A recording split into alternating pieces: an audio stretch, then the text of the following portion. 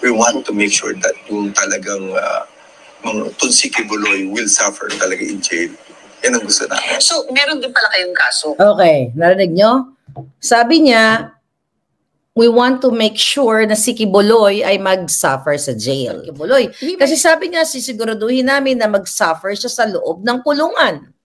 Ito yung dahilan. Lumabas mismo sa PNP chief ng putang inang ito buwa ka ng ina ka, binabae ka, okay? Na pahihirapan mo, isisiguraduhin namin. Tatranslate natin sa Tagalog, narinig nyo naman, sisiguraduhin namin na pahihirapan namin si Kibuloy. Mga palangga, nakakagimbal at nakakapanglumo na ang isang PNP chief ay tinuran niya o sinabi niya na they will make sure na they will make sure that Pastor Kibuloy will suffer in jail. Anong ibig sabihin yan? Mamaya pa rin natin yung audio sa kanya. Doon yun sa interview niya, actually, with Pinky Webb sa On Point. So ngayon, mga kababayan, nakakapanglumo dahil nung pinakinggan ko, tinranscribe ko pa yung mga pinagnangabels nila, sinabi mismo ni Marbil, right? Meron akong ibubukilya kay Marbil. Sulat ko lang dito. Baka makalimutan ko. Ikaw tangina ka nga. Marbil ka. Okay. So, mga palangga, pakinggan nyo na lang muna to para tuloy-tuloy ang ating eksena sa bangha. Okay, then you decide.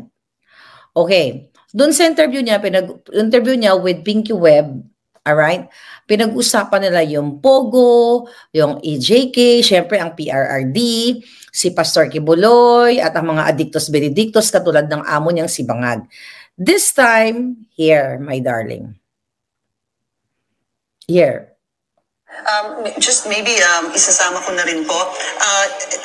Update on the alleged victims of Pastor Apollo Kibuloy. The last time we spoke also, I understand that the team, some of the policemen went abroad to talk to an alleged victim. Any more, sir, on this?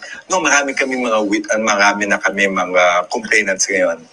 Tuloy-tuloy where you are getting their affidavits as yung mga nakikita mo yung mga pumapatay, nakikita mo sa mga news, tuloy-tuloy yun. We're just filing cases. Ang sabi ko nga, kami rin we're doing our affidavits against these cases sa final sa amin. Marami rin kaming cases na final sila doon sa pagpasok namin ng sa KOJC. Hindi rin naman kami papayag. Sayang rin yan. And we want to make sure talagang tight talaga yung kaso. We want to make sure that yung talagang mga Tunsi Kibuloy will suffer talaga in jail. Yan ang gusto namin. So, meron din pala kayong kaso? Okay, narinig nyo? Sabi niya, we want to make sure na si Kibuloy ay mag-suffer sa jail. Himayin natin yan.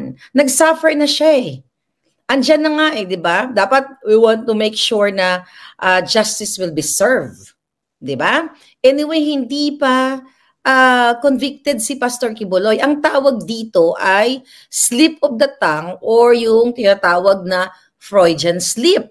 Na yung nasa utak ng isang tarantadong polis at isang sumusunod sa mga bangag, nandoon lang yun, yung kanyang hidden thoughts, nandun sa loob ng kanyang bungo, okay? Na eto yung gusto nilang gawin kay Pastor Kibuloy. Kasi sabi niya, sisiguraduhin namin na mag-suffer siya sa loob ng kulungan. Diba? Pwede naman niyang sabihin na kailangan sundin namin yung mga proseso ng batas kung talagang siya ay may kasalanan, kung siya talaga ay nagkamali. Dahil, kinulong siya nang hindi siya convicted. Kaya siya nakakulong dyan dahil sa kinontempt nila. Si Pastor, di ba, kinontempt nila nung mga unang, nung hindi pa nagkaroon ng siege dyan sa Davao. Di ba, hinahunting nila na kailangan umattend si Pastor Kibuloy sa hearing. Tapos yun na nga, hanggang sa nagkaroon ng 16-day siege, yung pinag-usapan nila doon, yung mga biktima na mga KOJC members, ay kinasuhan sila, kinasuhan ng KOJC lawyers o yung mga pamunuan, okay, itong sila Marbil, itong sila Torre, dahil sa kanilang panghahagupit doon na na-witness nyo naman. At pinapaliwanag niya dyan na, you know, binubueltahan nila at sisiguraduhin nila yung mga kaso talaga nila is, you know, may weight, polido at mananagot yung kampo o mga members ng KOJC. So mga palangga, grabe talaga ang mga demonyong ito. Dahil dinig ninyo, actually nung pinapanood ko si first time ko manood sa kanya nang napanood ko yung interview kasi gusto kong malaman kung anong pinagsasabi niya. For 30 minutes, para siyang si Ngiwi Abalos. So ngayon, ano ang take nyo doon? Okay? Pwedeng i-torture or kung ano man ang gawin kay Pastor Quiboloy, pahirapan and everything.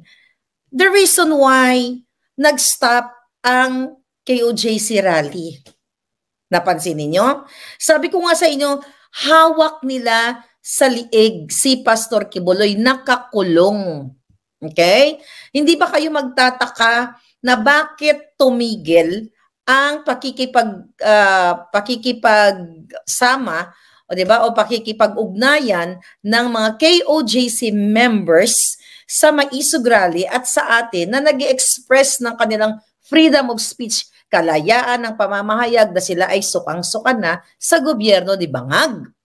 Ito yung dahilan. Lumabas mismo sa PNP chief ng putang inang ito buwaka ng ina ka, binabae ka, okay? Na pahihirapan mo, isisiguraduhin namin. Tatranslate natin sa Tagalog, narinig nyo naman, sisiguraduhin namin na pahihirapan namin si Quiboloy. Okay, i-define nga natin ang sinabi niya.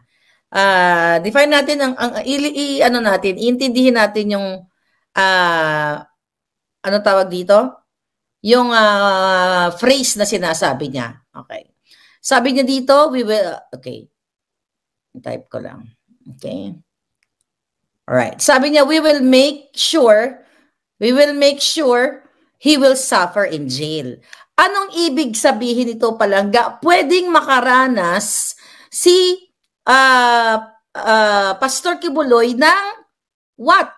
Pagpukpok, kung ano man papahirap sa kanya doon sa loob. 'Di ba? Talagang andyan na yung punishment na hindi niya deserve dahil hindi pa siya convicted, hindi pa nga siya nalilitis, nandiyan na yung ikinulong nila, pinarusahan nila yung tao na hindi pa nako-convict dahil lang sa kagustuhan ng putang inang Bangag ni Lisa Tanas na kidnapper at itong mga asong ulol na katulad ni Marbil, ni Torre at sino pa. So nakita nyo, narinig nyo po yun, na sinabi niyang sisiguraduhin nilang pahihirapan o mag-suffer si Pastor Quiboloy. Kaya sabi ko nga sa inyo, magtataka pa ba kayo kung bakit, 'di ba, yung mga naggalit na may mga nagsalta against na nasaan na yung mga KOJC? Bakit wala na sila sa rally? Ngayon, hawak sila sa liig. Hawak sa liig si Pastor Quiboloy, kaya yun yung desisyon, I believe, wala naman ako nakausap sa management, na vlog ko na to, na kapag pinarali mo yung mga